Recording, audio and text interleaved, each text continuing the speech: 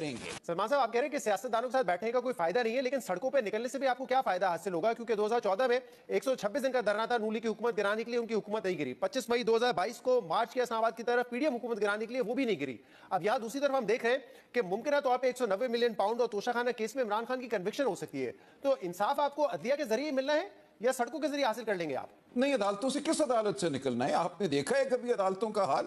میں آج 3 گھنٹے اڈیالہ جیل بیٹھ کر آیا ہوں، جہاں ایک ٹرائل ہو رہی تھی، 2 ٹرائلز ہو رہی تھی. اس سے پہلے پچھلے 2 سال میں کون سا مقدمہ ہے جو میں نے نہیں دیکھا؟ خدا کا نام لیں، اس وقت جو عدالتوں کا حال ہے، پہلے تو ہم ٹرائل کورٹ کی حد تک روتے تھے، اب ہائی کورٹ، سپریم کورٹ، تمام کو مغلوب کیا جا رہا ہے.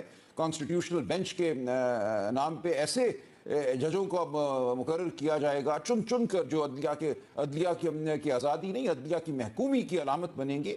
تو آپ عدالتوں کو خدا کے لیے بھول جائیے. اس وقت ہم جاتے رہیں گے، ایسا نہیں ہے کہ ہم عدالتوں میں